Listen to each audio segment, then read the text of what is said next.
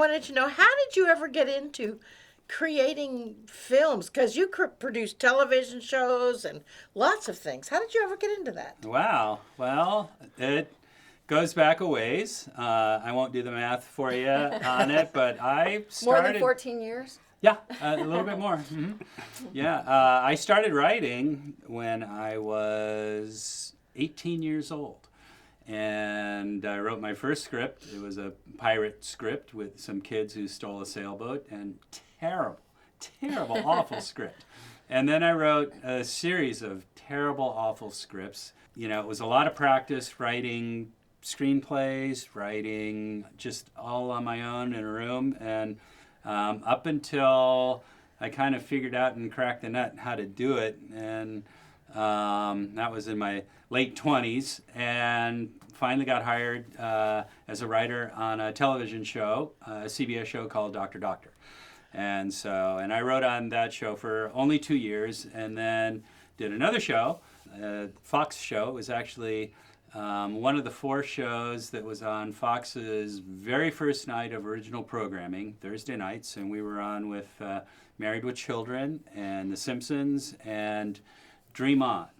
And that show is called Herman's Head. And then after some life changes, I got into live streaming. And, you know, between my network television writing experience and then producing and editing and then live streaming and getting a chance to stand, you know, like operating cameras and, you know, doing the physical production part, I kind of ended up just with the whole package.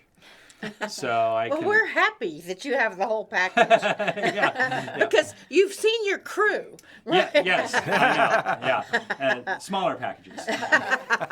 You know, I think that is one of the things about creating and acting and producing Two Girls in a Galaxy, is that it is so fun. You know, it's like, it's true. Follow your passion, because when you're doing something that you really love, time just goes by. And we're really blessed, really fortunate, Marilyn and I, to have both of these guys, because like Carl has this amazing professional background. Randy also has this amazing professional background that he brings to the set. And can you tell us a little bit about your background, Randy? Oh gosh, well, started playing when I was 3.5. I was at my girlfriend's house in her garage. The piano was right here. And I remember when I first knew that I could play, I remember the keyboard here, and I would punch notes. And now looking back, I knew that the sound went up this way and the sound went down that way. And I picked out Jingle Bells at 3.5 and went to my mom and dad and said, I can play the piano. And they're like, yeah, right, 3.5-year-old. So we all went to a neighbor's house, their friend's house actually. They had a piano, and I picked out Jingle Bells, and my mother immediately started me in lessons.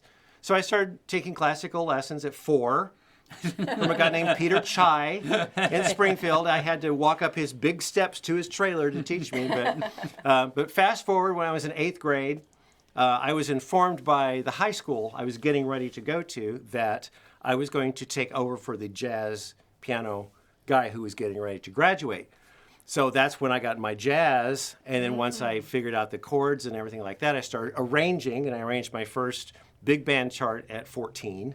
Wow. And then I started playing dance classes at a college in Springfield, Missouri when I was 16. And that's when I got into more theater. Then I started playing. It was just, everything just kind of exploded. It's follow the divine. That's what we teach. Just follow the divine. And then fast forward to that, writing and acting, I will say put acting in quotes, at a children's theater in St. Louis. And my partner and I wrote all of the scripts, and I orchestrated everything. Then I get a call from Branson in 1997 that says there's a job at the Shoji Tabuchi Theater. Would I like it? I applied, I got it, and thus start my Branson career. How many years have you been playing in Branson? Since 98, so this is my 26th year. Wow. Yeah. But in the meantime, when I was playing college musicals, I met this one. So I've known Marilyn for years and years and years before she walked in. Yes. And so we've been friends forever. And then she attuned me to Reiki Master, and I use that a lot. And it's just everything. And then she and Joy came along, and then Carl came along, and then we have the studio. And with all that being said, I have to tell you, one of my life's passions that I never have fulfilled yet is I've always wanted to be a film score. That's coming. Yeah, That's coming. definitely Yeah. coming. And this one, He's got films. I can't. I know he's the film guy. It's like I just can't believe that this is happening. It's just so joyous. And again, like Carl said, the crew. You all are so fun and so talented. Everybody contributes, and we're just beginning. I just love it. I would like to just ask one other piece too, because Okay. we got to hear sort of about like the more conventional, structured kind of reading music, Oh, yeah. playing in bands, doing things like that.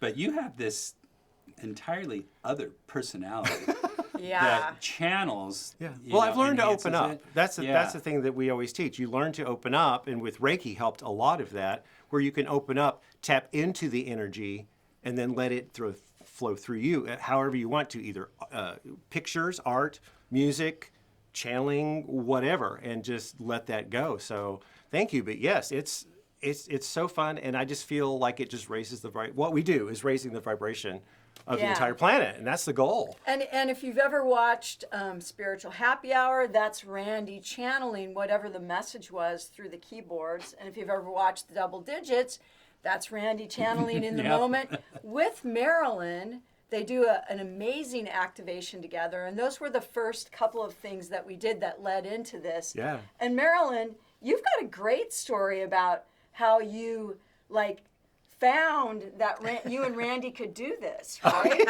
Yes. You know, I had known Randy for years and years and years, and then I guess it was New Year's Day or a couple of days before New Year's Yeah, Day. close to it. Randy and Karen, your former wife, they asked me to come over for New Year's Day, and said, "Well, you know, whatever you do on New Year's Day sets the pace for the rest of the year." And he said, "Why don't you bring your meditation thing, whatever you do, over?" And this was the year 2000, I think. Yeah. "Bring it over and let me play while you lead us on a journey, and let's see where we go." Yeah. And when we were done, I mean, that first recording is called Higher Journeys. And when we were done, Don't listen to it in your car. It's available. it is available. And when we were finished with the guided meditation, Randy just paused and his hands hovered over the piano. And I looked at him and he was translucent. I mean, I could see the bookcase behind him right through him. And I said, "Randy, you're translucent. I can see the bookcase through you." And he's like, "Okay." And it was so cool. And and we created album after album after album. Every year we did a new one on New Year's Day. And it was. That's right. We did that for a while. Yeah, we did that for a long time. We did Connection, Messages from Your Soul, gosh. Meridian Alignment, Inner Light. All those Harmony, were done yeah. on the new All Harmony. available on the Adironda website. Yeah. Yes, and there's more to come. Oh yeah. We're not stopping. We're gonna keep going. So these two have known each other for quite a while, and Marilyn and I met like 14 years ago, and that is the story of Two Girls in a Galaxy because we can't even believe the story. I mean, it is just a wild story.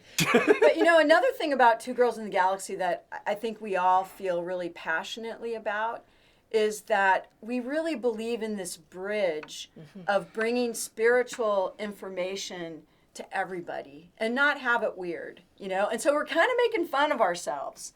Well, yeah, I mean, it is weird. But we're taking the woo-woo and bringing the woo-woo into the wooniverse. Yeah. The Mooniverse. And we're combining the two things together. And because it can no longer be the woo-woo world and the other world, because it's all combined into one. Right. And what we are trying to do, what we're striving for, is to inspire people to really be all that they are. So if you like episode 1, you like the pilot, you can join us on any of the double digits. You know, maybe we ought to explain what the double digits are. The double digits is just another example of the way we teach and the programming that we have to help people realize that the universe is always giving you confirmation, and there are signs everywhere, and so many people see 111 and 222, and it's just another example of how the universe is speaking to you. You know, the universe speaks to you all the time. You may or may not be listening, but the universe is speaking with you. I continually, to this day, just look up and it's 11:11. Yeah. I'm like, okay, you're wanting to tell me something. Okay, I'm trying to figure out what it is. They're trying to get a hold of me. So, it's just something I recognize that the universe is trying to talk. Yeah. And with that, Namaste, y'all.